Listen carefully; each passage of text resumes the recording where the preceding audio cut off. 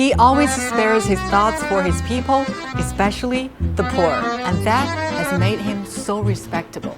Humble and caring for the welfare of the ordinary people. He had traveled wide and far into the remote villages, trying to get a first-hand understanding of the people's lives. He is working for his people tirelessly. He has done what he promised to his people.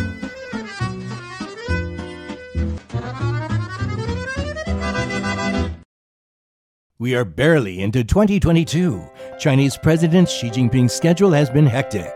He visited local families in North China's Shanxi province ahead of the Chinese New Year, attended the stunning opening and closing ceremonies of the Beijing 2022 Olympic Winter Games, and held a flurry of high-level face-to-face meetings with foreign dignitaries on the sidelines of the event. And of course, he will be busy during the upcoming 2 sessions, arguably among the most important annual events on China's political calendar. The president will join national lawmakers and political advisors to deliberate and discuss important issues concerning China's economic, social development, and people's well-being. With a political career that spans decades, President Xi Jinping has a solid record of working for the people and the country. Right, and over the years, he has interacted with people from all walks of life and many countries. We actually spoke to some foreign sinologists to find out what they know about the man that leads China on a new journey. First visiting China in 1972, Stephen Perry has personally met and talked with President Xi on several occasions. Let's see his impression of Xi. What I can say about President Xi is that when I met him, I looked into his eyes as he was talking.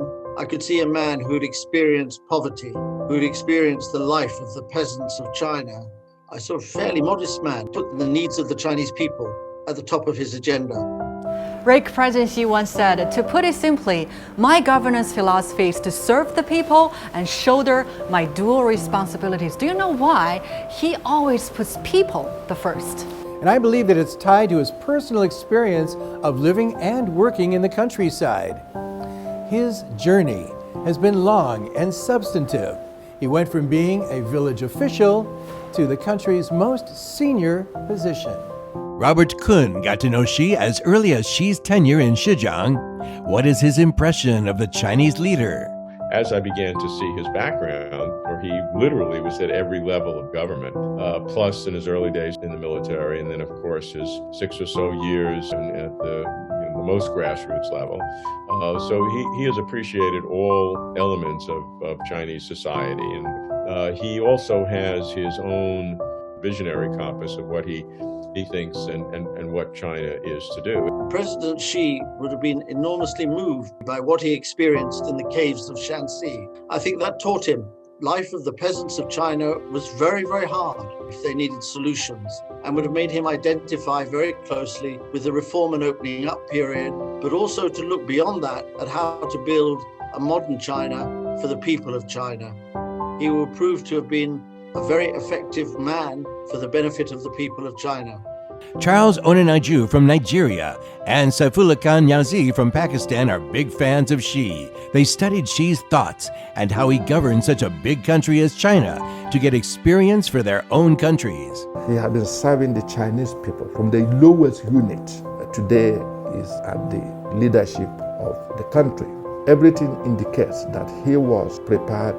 He understands the challenge of leadership. That he will work for the well-being of his people selflessly, where his self doesn't matter.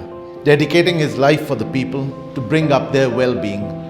And that can only be done by a selfless man. He's a selfless man who has worked for his nation, basically. And we need such leaders all across the world.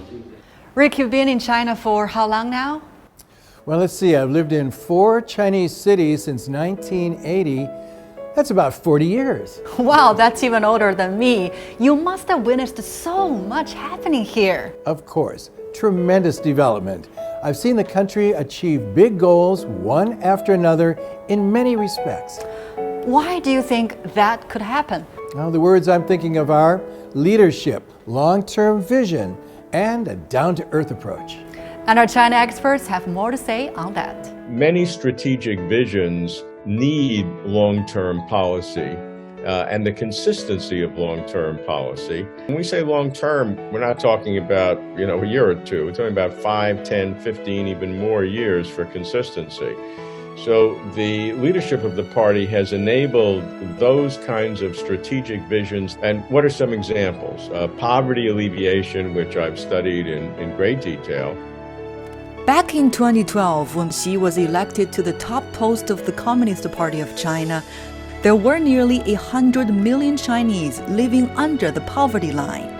Since then, a monumental anti-poverty campaign was launched on a scale unseen anywhere in the world.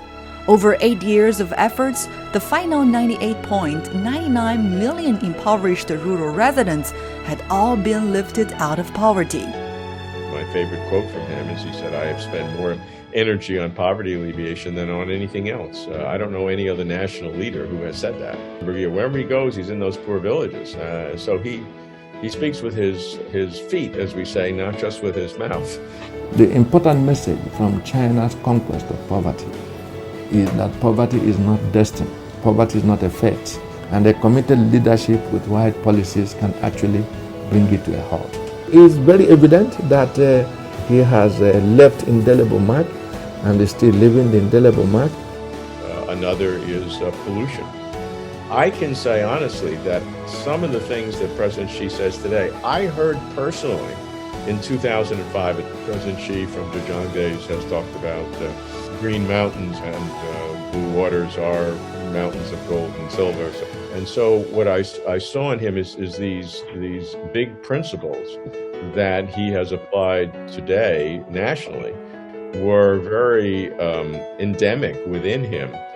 I noticed our contributors mentioned Xi's capability to grasp the agenda for change, adapt to changes, and to be responsive to challenges and difficulties. Yes, I was instantly reminded of China's effective response to COVID and resolute actions against pollution and climate change, all under Xi's leadership. President Xi emerged from his history of work in China and his understanding of China to be the man that was chosen to lead China. That showed quite quickly that he was able to grasp the agenda for change, that Xi Jinping was able to lead the changed agendas in China. They became less concerned with their own wealth and advancement, and they became more modest and more responsive to the people. And this was seen by us in so many different ways and so many different situations. President Xi has focused on not just the good big things like developing science or poverty alleviation, but alleviating and worrying about risk, all different kinds of risks as it has occurred, from financial risk to pollution risk to the risk of corruption undermining the party. So he has had the long-term vision, and he's also had the short-term focus on risk. We could see China under the leadership of President Xi is not paying lip service to inclusive international governance process. He's providing the practical building block to engage humanity in a conversation. China has achieved a tremendous transformation from standing up, growing rich, to becoming strong. Under the leadership of President Xi, China has embarked on a new journey toward the second centenary goal of building a great modern socialist country. President Xi brought flesh and vigor to the idea of serving people wholeheartedly. It is trust, dedication, compassion, devotion, and above all, honesty of the CPC.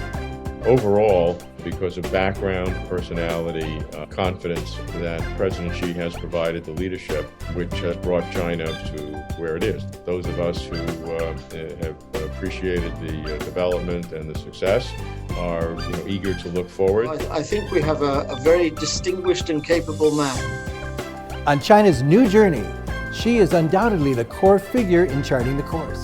And how will he lead the party and the nation? How will he help make the world a better place by building a community of a shared future for humankind? Well, the world is watching Xi just as closely as 10 years ago. See you next time.